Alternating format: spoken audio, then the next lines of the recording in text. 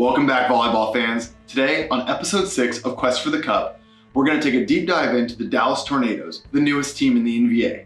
I got a chance to sit down with their owners, Quinones and Jordan Dejesus, as well as their captain, Steven Roschitz, to learn a little bit more about the team and what we can expect in the upcoming season. Take a look.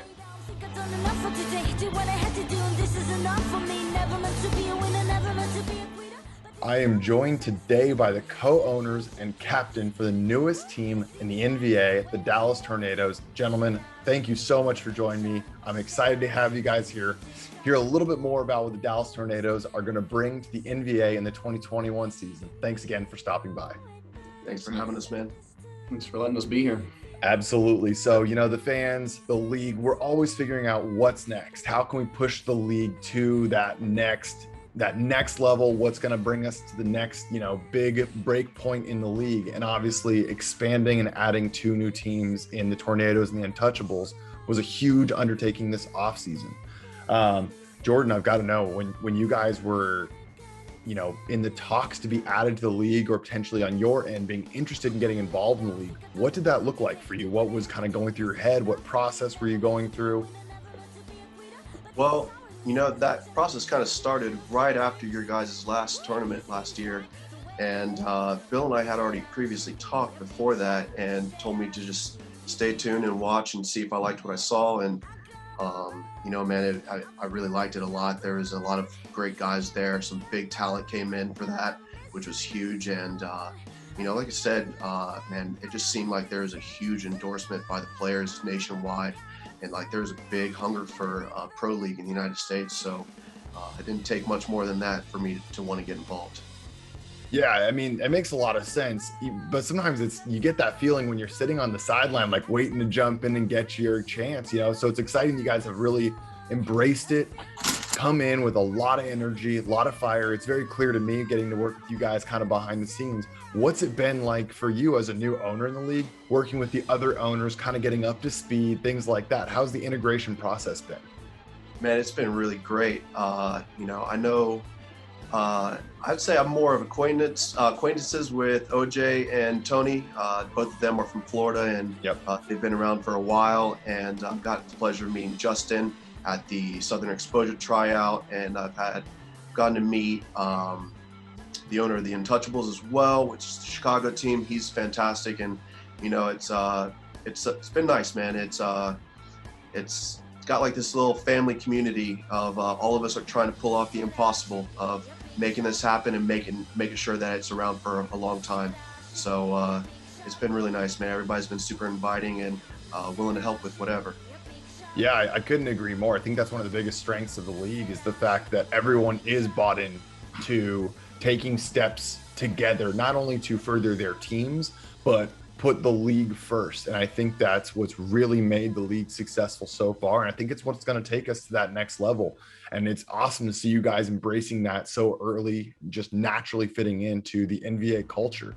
Now, Andres, I've got to know, I saw in the article when you guys were announced the NBA, it said that you were a Dallas native, you've grown up there. Now the league has 2 Texas teams being added. As kind of a West Coast guy, I have to admit that I'm a little ignorant to the scene of volleyball in Texas, but clearly something's going on there. Can you speak a little bit more to that and what's going on? Yeah, I don't think you're alone in thinking that Texas doesn't have men's volleyball. When I first moved here, when I was 15, from Puerto Rico originally. There was no men's volleyball, boys volleyball, to be honest, club, whatnot. Sean Smith, another guy in our team, and we were 17, 18. We're like, hey man, we can make a USAB team. Mm-hmm. So we did. They didn't let us play in adult tournaments anymore because of that rule that you can't play with adults and whatnot. So we ended up making a juniors team. And then from there, there was some big names that have been from around here, but there was nothing that just stuck. And now there's 3 or 4 boys clubs. And now we have 2 pro teams in the NBA. I think that's awesome.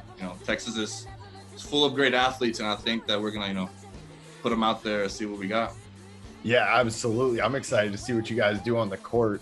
And so what was the process like as you were kind of the other piece to the Tornadoes? So when you're hearing about the rumblings that the Tornadoes are going to get involved what kind of roped you in? I don't know. Were you already part of the Tornadoes brand prior to joining? What kind of brought you two together, and what was that process like? So it's a funny story. We met playing sand volleyball, Jordan and I, at the sandbar here in Dallas. And we start talking about how cool it would be to bring back the league and all this stuff. And then out of nowhere, the NBA posts that Salt Lake City tournament. And we're like, seriously? And then little by little, we just kept on talking. And out of nowhere, we're like, man, this might happen. And then after the tournament, he was like, you ready? I'm ready. So we did it. I love it. Hey, well, the NBA is more, we couldn't be more ready to have your guys' hunger joining the league. And it's going to be, the league every day is a growing process. But getting guys like you that it's just like, you're willing to have the long-term conversation. You're willing to see that vision. That's what it's all about. And I'm so excited. Now to pivot and go on a slight deviation on more of the court side. Steve, you are the captain with the guys. You've now kind of been on the court. You guys have been practicing for about a month since your guys' tryouts.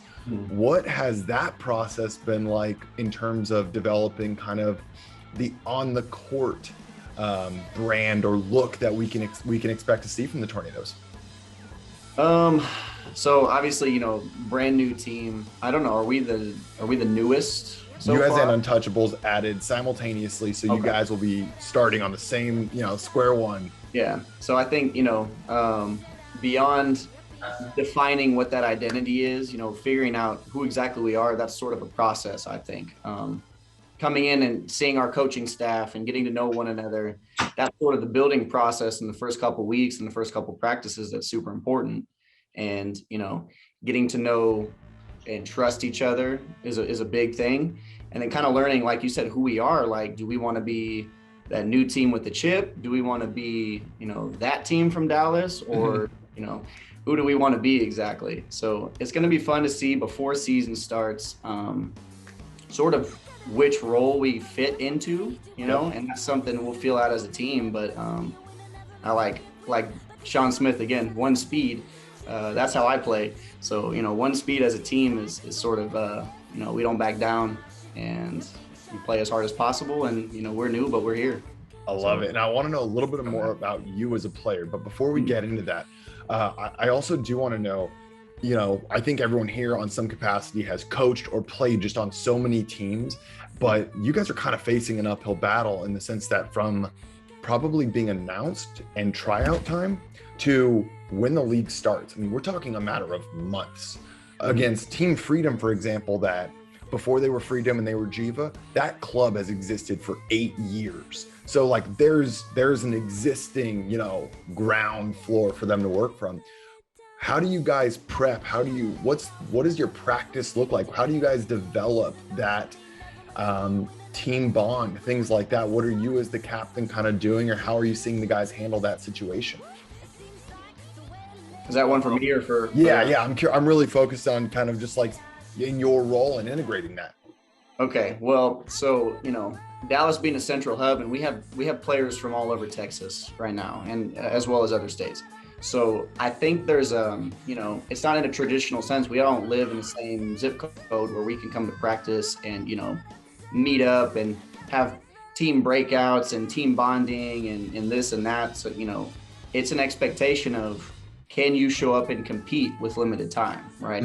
So practices are about refining your skills, making sure our connections are there. But like you said, we've all played, coached, been pretty much at every level. It's like, we're expected to show up and produce. Yeah. So that's an interesting aspect where, hopefully our, the guys that start on that court and the people who sub in shortly after, those guys can show up and produce, and that's sort of the level that, I played AVP, and it's no different than going to a qualifier and you're somewhere new, you get one game. If you lose, you're out, sort of a situation. Absolutely. And that's what I was saying, I want to hear a little bit more about you. So you've qualified for 5, if I'm not mistaken, 5 main draws in the EVP. So like you said, that's really just like a step up or go home kind of thing. How do you think that prepares you as a player for what you've seen already from the NBA? So there's comparisons obviously in the same sport, but when you have, and especially my partner is 6'7", so people like to serve me the ball first until I side out, and then they serve him the ball. but like there's a lot of pressure on you, right? So when you fit into a team role, there's 6 guys on the court. We each have sort of a role piece, you know, a cog in a machine sort of system. You have the opportunity to just be able to do one thing really well, right? So as an outside hitter, pass, hit, block, right? Yep. That's something I can focus in on and make sure I can produce in those aspects. When you go play AVP, you have to literally be able to do everything. Yeah. You go into the qualifier, like not only that, but you're your own agent. You got to feed yourself. You got to get to the hotel. You got to figure out parking, everything. So in this situation, it's going to be really refreshing to just get on a plane, hop off, and do my job. Yeah. I'm super excited for that. And I think, you know, as an indoor team, if you can show up and produce, you know, and we can all get along, obviously we do already, I think it's going to be something we can do well.